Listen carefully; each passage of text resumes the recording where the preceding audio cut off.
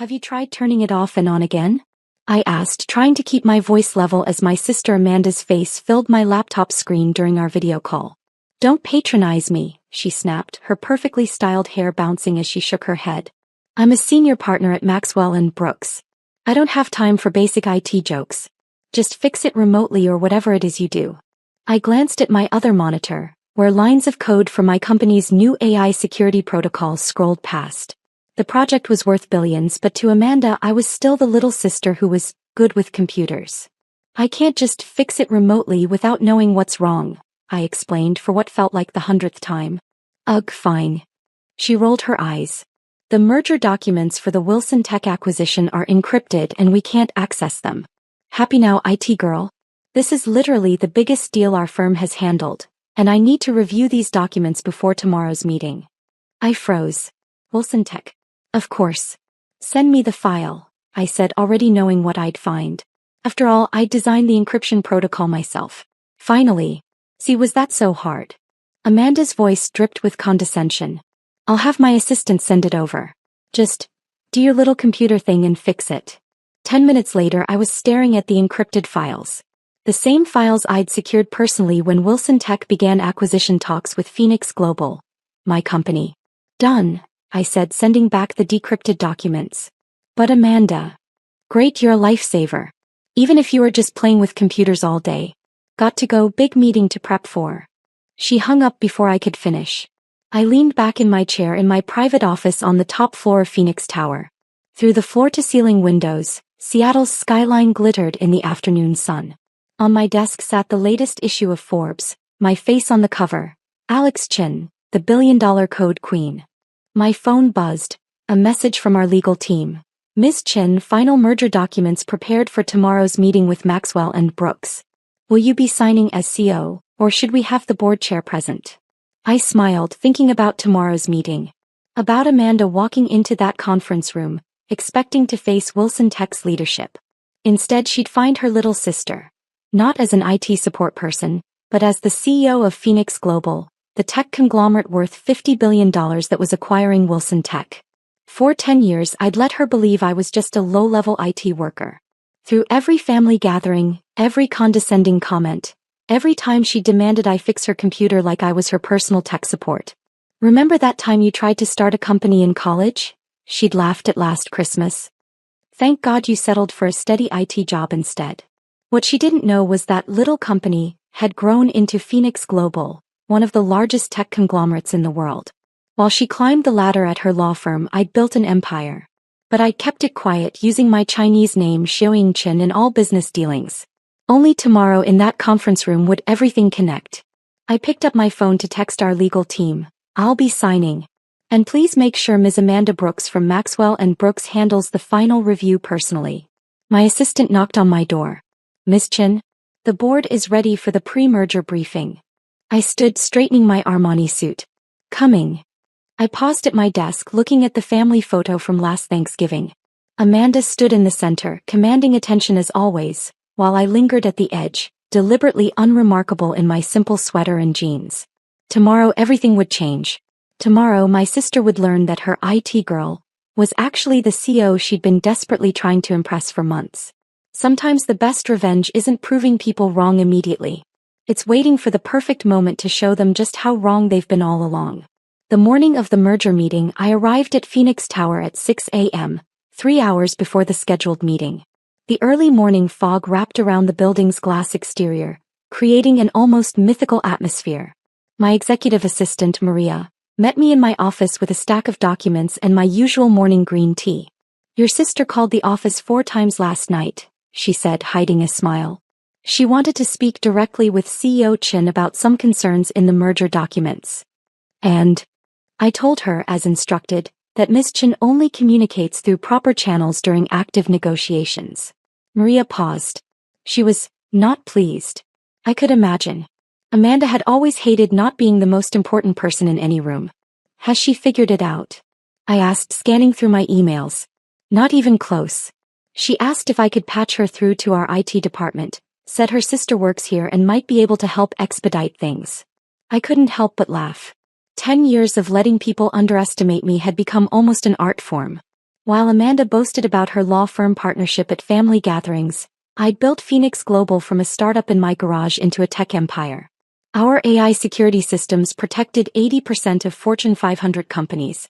Our quantum computing division had revolutionized data processing. But to my family, I was still just good with computers. At 8:30 a.m. Maria returned. Maxwell and Brooks representatives are in the building. Your sister is apparently lecturing their junior associates about proper merger protocol in the lobby. I pulled up the security feed on my tablet. There was Amanda, in her designer suit, holding court among a group of nervous-looking young lawyers. Even through the silent video feed I could read her lips. Remember, we're meeting Phoenix Global soon. This is the biggest tech acquisition of the year. Don't embarrass me. Let's make them wait in the Jade conference room, I said. I'll be monitoring from here until 9. The Jade conference room was specifically designed to intimidate. 60 floors up, with walls of smart glass that could turn transparent to reveal the dizzying height at the touch of a button. The table was a single piece of polished jade, worth more than Amanda's annual salary. Through the security feeds I watched as they were escorted in. Amanda immediately took the power position at the table, directly opposite where the CEO would sit. Classic Amanda, always positioning herself as the equal of anyone she met. At 8:55 I stood straightening my Tom Ford suit. Time to go be a CEO. Maria handed me a folder. The final merger documents. And... She hesitated. Your sister's performance reviews from Maxwell and Brooks. I raised an eyebrow.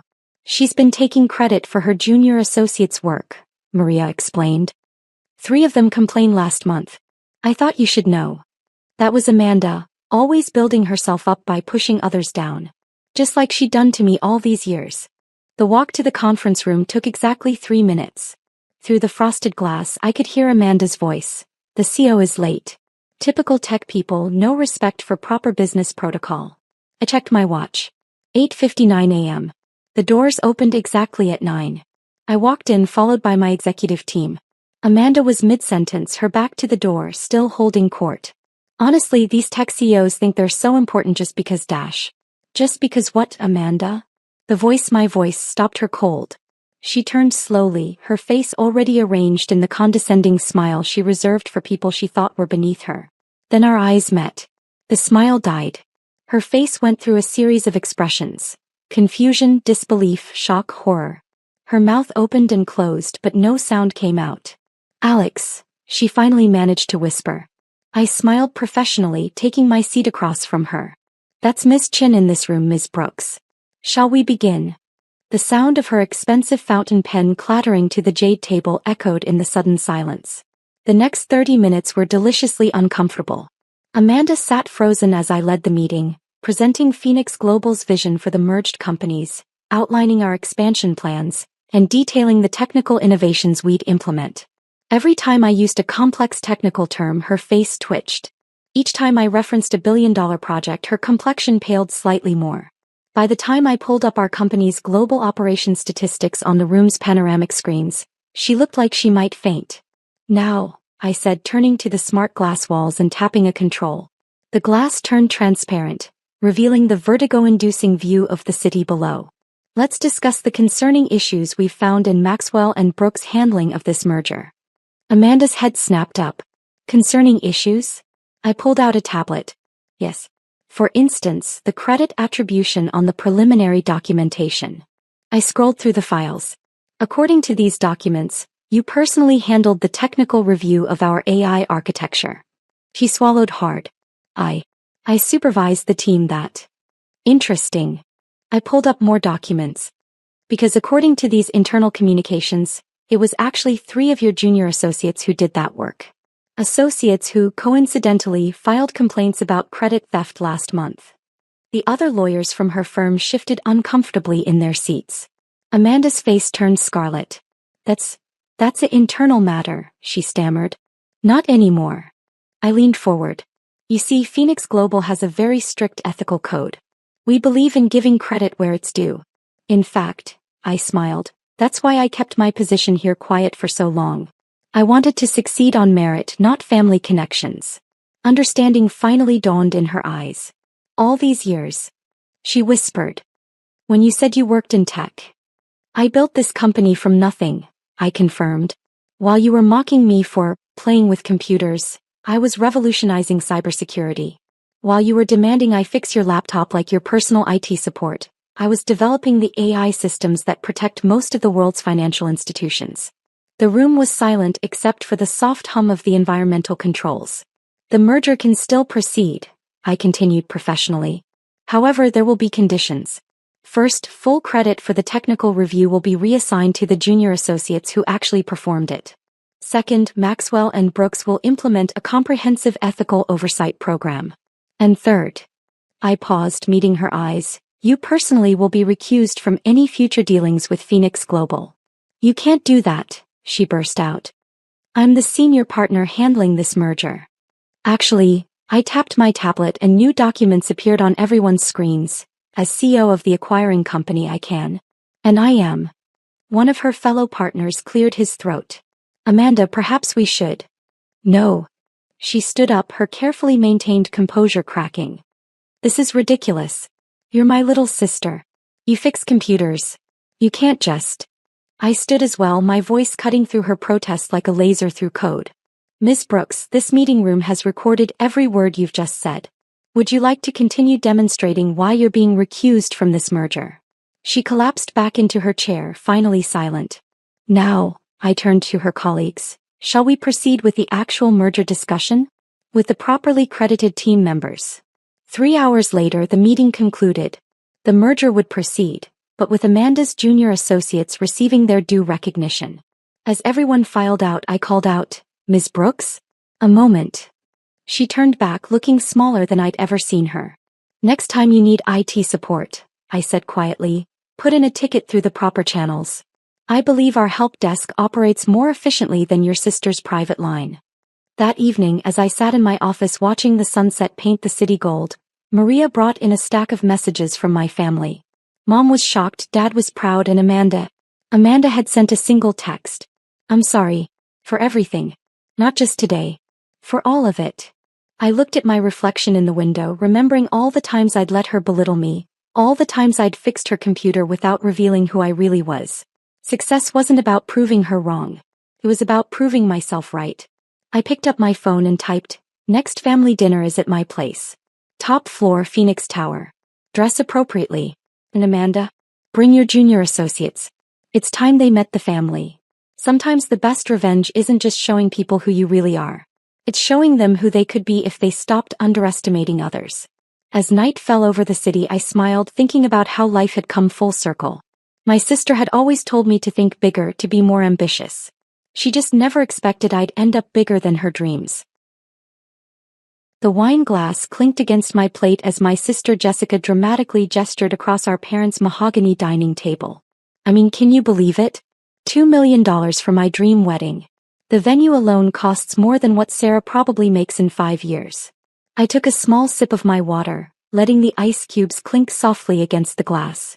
After 10 years of these family dinners, I'd learned that silence was sometimes the best response. But Jessica wasn't done. Speaking of which, she turned to me, her diamond engagement ring catching the light from Mom's expensive chandelier. What exactly do you do now, Sarah? Still pushing papers somewhere. Mom shifted uncomfortably in her chair but didn't speak up. Dad became suddenly very interested in cutting his steak.